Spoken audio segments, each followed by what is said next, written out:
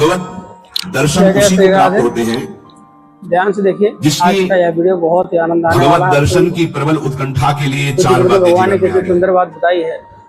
पहला, और नित्य वीडियो को पूरा निरंतर जरूर नाम श्रवण जप, करें। आप सभी से अनुरोध है कि वीडियो को लाइक करें और हमारे चैनल को सब्सक्राइब करें। भजन न होई संग बिन, हे मनमानी नहीं होता। रसिकों के और संग हमारे से साथ ऐसे भजन जुड़े रहें कि जिनको भगवान के प्रमाणिक सत्संगों को भजन होना सुनने के लिए। चाहिए आचार्य परंपरा, गुरु परंपरा से। दूसरा, भगवद विग्रह को साक्षात भगवान का स्वरूप मानना। जैसे हम भी श्रवण करेंगे, आप भी ऐसे श्रवण करें। भाव वाले लोग हैं कि राधा नाम का जप करते रहें। पत्थर पूजने से, धातु पूजने से क्या प्राप्त? क्या वहां भगवान है? कौन सा तुम्हें ज्ञान है भाई? कौन सा ज्ञान है? जब सर्वम खलमिदम ब्रह्म हो, ये तो अवतार है भगवान का, अर्चा अवतार। भगवान अवतरित होते हैं। जैसे हम छवि विराजमान के, जब हम भाव सेवा करते तो भगवान छवि में आके विराजमान होते हैं, भगवान विग्रह में विराजमान होते हैं। ये श्रद्धा और विश्वास का विषय है। ये नास्तिक लोगों को समझ में नहीं आएगा। जिस मूर्ति को आप, जहां मूर्तिकार निर्माण कर रहा हो, वहां देखो, उसी मूर्ति को पूछ करके ब्रह्म प्राप्त, भगवत प्राप्त महापुरुष हो गए। प्रेमाश्रयों से अभिषिक्त किया है। ये बाहर वालों के ऐसे की बातें न सुने, नहीं तो जो छोटी श्रद्धा वाले लोग होते हैं उनकी श्रद्धा नष्ट हो जाती है। अरे क्या है, ऐसे से ऐसा न वो बोलते हैं, न वो खाते हैं, न देखते हैं और ऐसे विराजमान। आपको क्या पता है आपका भाव है क्या? आप जानते नहीं हो। भाव आ जाएगा तो साथ चलते हैं, बोलते हैं, खाते हैं, देखते हैं। भाव का खेल। एक प्रसंग में एक ब्राह्मण बूढ़े के साथ एक जवान तीर्थ यात्रा में गया था। सारांश में बता रहे हैं। ब्राह्मण तीर्थ यात्रा का इच्छुक हुआ, पर उसको लगा कि मेरे बेटे तो हैं, पर धनी होने के कारण वो विलासिता में युक्त हैं, मेरे साथ तो चलेंगे नहीं। अगर कोई जवान आदमी मिल जाए, मुझे तीर्थ यात्रा करवाए, उसे कुछ भेंट पूजा दे देंगे। एक गरीब ब्राह्मण का जवान लड़का था, बात की तो उसने कहा हमारा भी सौभाग्य होगा कि तीर्थ यात्रा होगी, आप हमारे पिता तुल्य, आपकी सेवा होगी। समस्त तीर्थों में भ्रमण कराया। जब वृंदावन आए तो बहुत सेवा उसने की। उसका मन बहुत प्रसन्न हो गया। धनी का वृद्ध था तो गोपाल जी के दर्शन कर रहा था। उसने कहा वृंदावन को साक्षी करके, गोपाल जी महाराज सामने हैं, मैं बहुत प्रसन्न हुआ तुम्हारे ऊपर, तुमने इतनी सेवा की। एक बेटी ब्याह योग्य है, मैं तुम्हें ब्याह करवा दूंगा अपनी बेटी से। हुआ देखो, हमने तो नहीं कहा, तुमने कहा है ना, इस बात को ध्यान रखना, वहां जाके भूल मत जाना। ऐसा ही हुआ। सारांश में वो जब गांव पहुंचा तो वृद्ध की हिम्मत रही अपने धनी बेटों से कह दे कि बहन का ब्याह उस गरीब के साथ कर दो। काफी दिन हो गए, कोई चर्चा ही नहीं, तो ब्याह की बात थी। उस गरीब ब्राह्मण ने जाके कहा बूढ़े ब्राह्मण से कि आपने कहा था भगवान के सामने कि अपनी बेटी का ब्याह तुम्हारे साथ कर देंगे। तो जवान बेटों के भय से उसने कहा मुझे याद नहीं ऐसा कुछ। भाई याद नहीं? तुमने भगवान के सामने कहा था, कह रहे हो याद नहीं? तो बेटों ने कहा कि चलो भागो यहां से। भगवान के सामने कहा, बुलाओ भगवान को, अगर साक्षी दे देंगे तो हम बहन का ब्याह कर देंगे। बोले पक्का? उनको पता था कि मूर्ति कोई बोलती थोड़ी, चलती थोड़ी। तो कहा हाँ पक्का। बोले पंचों के बीच में बोल दो। पहले गांव में पंचायत होती थी, पिंड छुटाने के लिए कि अतरे दिन परेशान करेगा, तो उन्होंने कहा पंचों के सामने यदि ठाकुर जी आके गवाही दे दे तो ब्याह करवा देंगे। और गरीब आदमी जो कुछ था बेचा। फिर वृंदावन आया। ठाकुर जी गोपाल जी से कहा कि महाराज आपके सामने हमारे ब्याह की बात कही थी इस वृद्ध ब्राह्मण ने, आपको गवाही देना पड़ेगा तब हमारा ब्याह होगा। हाँ, कौन सुने? समय हुआ, ठाकुर जी का शयन भोग लगा, पट बंद हो गए, वो बैठे ही नहीं बाहर। वाह गोपाल जी महाराज, आप जब बोलोगे तभी हमारा ब्याह होगा, हम तभी यहां से जाएंगे जब आपको साक्षी दे। सब चले गए थे वकील। उसको विश्वास था भगवान है। अंदर से आवाज आई, मूर्ति कहीं चलती है क्या कि चलकर साक्षी दे? बोले महाराज मूर्ति बोलती थोड़ी है, आपने बोला ना तो आओ निकल के बाहर। अब उनके लिए कोई पर्दा है क्या? ललित त्रिभंगी। बोले देखो अब तुम्हारे प्रेम के कारण बाहर तो निकल आए, तुम उसको यही बुला दो, हम यही साक्षी। बोले महाराज वो नहीं आएगा, हमारा ब्याह रुक जाएगा, आपको चलना पड़ेगा। बोले चल तो देंगे, लेकिन देखो हम वृंदावन के ठाकुर हैं, हमको तो अच्छा अच्छा माखन मिश्री सब भगवान बहानेबाजी। बोले महाराज हमें पता था कि आप भोग राग के लिए कहोगे, तो हमारे पास जो संपत्ति थी बेच के आए, खूब खवाते पियाते चलेंगे महाराज। बोले चलो अच्छा, देखो दृढ़ विश्वास। बोले महाराज हम जानेंगे कैसे कि आप आ रहे हो? बोले मेरे नूपुरों की ध्वनि सुनाई देगी, और देखो लौट कर जहां देख लोगे उससे आगे फिर हम नहीं जाएंगे। ठीक है महाराज, जब भोग लगाने का समय आएगा तो हम बोल देंगे, तब तुम हमारा भोग लगाना, और जब हम चलेंगे तो लौट कर पीछे नहीं देखोगे। ठीक है महाराज। अपने प्रांत पहुंचे, उड़ीसा प्रांत। गांव जब नजदीक रह गया तो सोचा मुड़ के तो देखे केवल पायले धुनी है, ठाकुर जी भी है। मुड़ के देखा तो श्याम घन साक्षात प्रभु ने कहा देखो तुमने वादा तोड़ दिया, अब यहां से नहीं जाएंगे। बोले महाराज अब तो कोई बात लगी। गांव में दौड़ के गया, गोपाल जी आए, प्रभु आए साक्षी देने के लिए मेरे ब्याह के लिए। पूरा नगर दौड़ पड़ा, पंचायत के सब ने देखा प्रभु विराजमान। अब किसी की हिम्मत थोड़ी थी कि पूछ ले, जबरदस्ती उस बुड्ढे से कहा ब्याह करो भगवान वृंदावन से। आज भी साक्षी गोपाल के रूप में भगवान विराजमान। क्या हुआ? जिसे तुम मूर्ति समझते वो चल के उड़ीसा तक गए और गवाही दी। विठ्ठल भगवान बातचीत करते थे तुकाराम जी से, नामदेव जी से, बड़े बड़े संतों से। हरिवंश महाप्रभु, सेवक जी महाराज, बंचन महाप्रभु तक बातचीत करते थे राधा वल्लभ लाल जी। प्रगट में एक बार मोहन चंद्र जी महाराज महाप्रभु के सबसे छोटे लाडले पुत्र थे। महाप्रभु राधा वल्लभ जी की सेवा परिचर्या में थे तो एक पात्र कटोरा था राधा वल्लभ जी की सेवक, उसमें चरण छू गया श्री मोहन चंद्र जी का।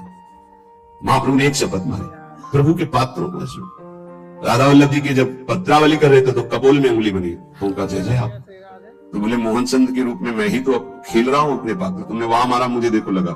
महाप्रभु ने कहा क्षमा कीजिए प्रभु, ऐसी तन्मयता मोहन चंद्र जी की आप में है ये मुझे पता नहीं था। महाप्रभु से बात, स्वामी जी से, बिहारी देव जी से, बिहारी जी बात करते थे। आज भी महापुरुषों से प्रभु बात करते। ये केवल मूर्ति छवि का विषय नहीं होता। ये अज्ञानी जीव जो है ये केवल तर्क विवाद में फंसे रहते। श्रद्धा में तर्क विवाद नहीं होता। ये तर्क विवाद जहां होने लगे, ऐसी कोई वार्ता होने लगे, श्रद्धालु उपासक को बिल्कुल हट जाना चाहिए। भगवत दर्शन किसको प्राप्त होते हैं? पहला, जो रसिक महापुरुषों के गुरुदेव के अनुसार भजन करता, नाम जप, मंत्र जप। दूसरा, भगवत विग्रह को साक्षात प्रभु मान करके, कहो सो कहां जहां प्रभु नहीं, जब सर्वत्र प्रभु है तब तो हमने प्रभु का श्री विग्रह, अर्चा विग्रह, ये अर्चा अवतार है भगवान का, इनको विराजमान किया, साक्षात मेरे प्रभु हैं। ये बाहरी दर्शन है। तीसरा, प्रभु को अर्पित किए हुए प्रसाद के अलावा अरुचि होना। कुछ भी ऐसा जो हम प्रभु को अर्पित नहीं कर सकते वो हम नहीं पा सकते। प्रभु को अर्पित ना की हुई चाहे अमृत पड़ी हुई वस्तु हमारी बिल्कुल श्रद्धा रुचि नहीं। हमारे प्रियालाल ने नहीं पाया तो हम उसे चख नहीं सकते। ये भगवत प्राप्ति, भगवत दर्शन के लिए बहुत आवश्यक है। गुरु प्रदत्त भजन में आसक्ति, इष्ट के श्री विग्रह छवि में साक्षात भाव और इष्ट को अर्पित ना किए हुए वस्तु, वस्त्र, पदार्थ, भोगों में पूर्ण अरुचि।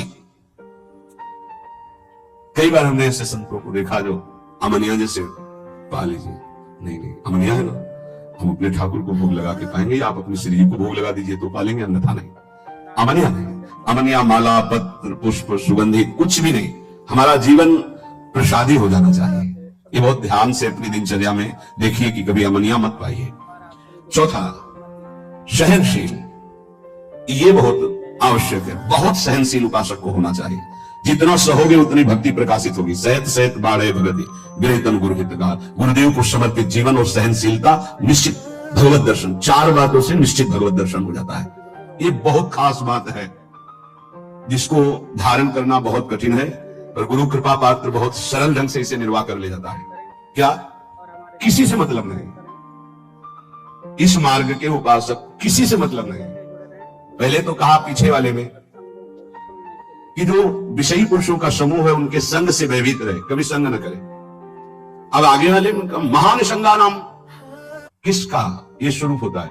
बोले जो वह महताम श्री पद रजा, महापुरुषों की चरण रज से जिसका शरीर अभिषिक्त है और माथे पे जिसकी चरण रज विराजमान है, गुरुजनों की, संतों की, रसिकों की, वो महानिसंगानाम सहज मधुरात्म प्रिय तथा, वो निसंग ही नहीं, महानिसंगानाम, जागृत स्वप्न सुषुप्ति कभी भी कहीं भी उसका किसी से संबंध नहीं है, शरीर से भी नहीं। क्योंकि महानिसंगानाम तभी हो सकता है शरीर से भी नहीं। ये ज्ञानी जीव जानते हैं। कहते हैं शरीर तो यहां छूट जाता है, फिर गति किसकी होती है? भगवत प्राप्त। शरीर तो एक कपड़ा है, समझते नहीं। इसके नीचे एक कपड़ा है, सूक्ष्म शरीर, उसके नीचे एक है कारण शरीर। आप पहनने वाले हुए आपके कपड़े, एक छूटता है सिर्फ स्थूल शरीर। सूक्ष्म शरीर और कारण शरीर को लेकर के बार बार जन्म मरण होता रहता है, कपड़े बदलते रहते हैं। और जो जीवन मुक्त हो गया तो तीनों शरीरों का संबंध खत्म और दिव्य चिन्मय चिदानंदमय शरीर को, भावदेव को प्राप्त करके चिन्मय धाम में, चिन्मय लीला में, चिन्मय प्रिया प्रीतम के समीप हो जाता है। महानिसंगानाम, साधक का स्वभाव ऊपरी बड़ा ही रुक्ष होना चाहिए। साधक का रुक्ष, सबको ये लगना चाहिए कि और आप सभी के जीवन बड़ा बेरुखा आदमी है ये, जरूर आएगी। बच जाओगे। जय जय श्री राम। गोस्वामी जी ने भी लिखा है, गिरा अरथ जल बीच सम, कहियत भिन्न न भिन्न, बंदो सीता राम पद, जिन्हि परम प्रिय खिन्न। खिन्न मानुषा, किसी से कोई संबंध नहीं, कोई बात करे तो उदासीन होकर बात करे, उसको रस न मिल पावे, उसको प्रियता समझ में ना पावे। साधक की बात कह रहा हूं, आगे चल के तो सब जीवन सुख प्रीति रीति निभाता अपनी वो स्थिति आ जाती है, पर साधक को चाहिए वो अपना बाहरी स्वभाव उदासीन रखे, खिन्न रखे। ये हर समय भाव चढ़ा के बात करते हैं, इनका तो कोई प्रेमवादी से लगना चाहिए। मुस्कुरा करके बात करना ये आगे चलकर रहता है। हंसी बोले बहुमान दे, बहुमान किसको दे रहा? आराध्य देव को। वो हंस किससे रहा? आराध्य देव से। साधक की हर समय स्थिति ऐसी नहीं होती, इसलिए उदासीन अति रही गोसाई। पूज्य श्री गोस्वामी जी महाराज कहते हैं साधक को उदासीन रहना चाहिए, बाहर से गंभीर, हंसी मजाक बातचीत गंभीर, सत्य बात तुम्हें बता दे, स्वीकार करो न स्वीकार, आगे चलते हैं। उदासीनता, गंभीरता, खिन्नता ये साधक के स्वभाव में होनी चाहिए। बहुत मिलनुआ स्वभाव, हंसकर बात करना, ये आगे चलकर, अभी नहीं। उसको दबाओ उस वृत्ति को। बगल से कोई निकल गया, आपको राधे श्याम कहने की स्मृति उससे नहीं आनी चाहिए। कौन निकला आपको पता नहीं, दर्शन कर रहे हैं, कभी कभी ये भी पता नहीं चलता कि प्रभु पोशाक कौन धारण किया। अगर नेत्र में नेत्र मिले तो 1 घंटा दर्शन हुआ तो केवल नेत्रों का ही दर्शन हुआ, पत्रावली कपोल में कैसी बनी ये भी याद नहीं रहा। ऐसी होती है एकाग्रता। सत्संग सुनने गए तो सिर्फ वक्ता की मुखाकृति और वचन, आप बैठे आसपास, आपके कौन बैठा आपको कोई परिचय नहीं। ऐसी महानिसंगता उपासक को चाहिए। ये कब आती है? जैसे जड़ भरत जी रघुगण को कहा, ये महापुरुषों की चरण रज से अभिषिक्त होने पर ही ब्रह्मबोध होता है। प्रहलाद जी ने कहा निष्किंचना नाम न ब्रवीत यावत, जब तक निष्किंचन महापुरुषों की चरण रज नहीं लगेगी तब तक ऐसी निष्ठा नहीं होती जैसी मेरी है। शिरो में शोल्लासम भातु महताम श्री पद रजा, ये महत पद रज कहां मिलेंगे?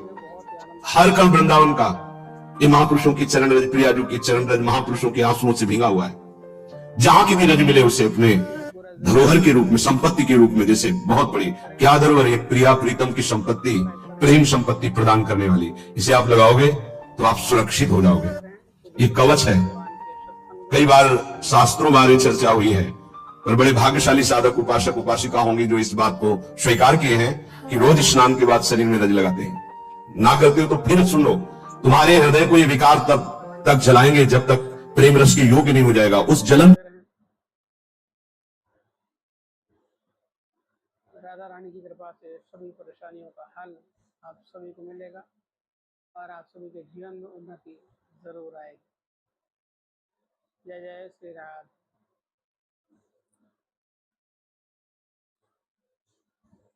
जय जय श्री राधे। ध्यान से देखिए, आज का यह वीडियो बहुत ही आनंद आने वाला है आप सभी को। पूज्य गुरुदेव भगवान ने कितनी सुंदर बात बताई है, और इस वीडियो को पूरा ज़रूर श्रवण करें। आप सभी से अनुरोध है कि इस वीडियो को लाइक करें और हमारे चैनल को सब्सक्राइब करें और हमारे साथ ऐसे ही जुड़े रहें पूज्य गुरुदेव भगवान के सत्संगों को सुनने के लिए।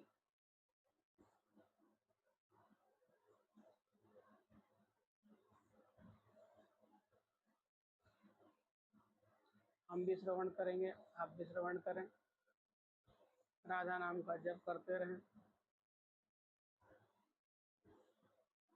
राधा रानी की कृपा से सभी परेशानियों का हल आप सभी को मिलेगा और आप सभी के जीवन में उन्नति जरूर आएगी। जय जय श्री राधे।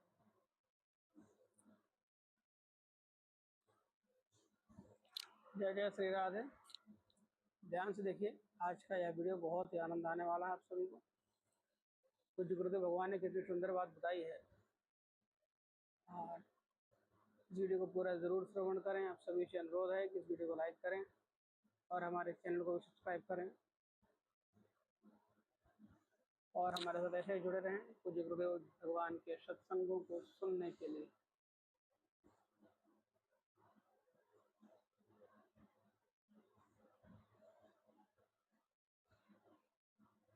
हम भी श्रवण करेंगे, आप भी श्रवण करें, राधा नाम का जप करते रहें।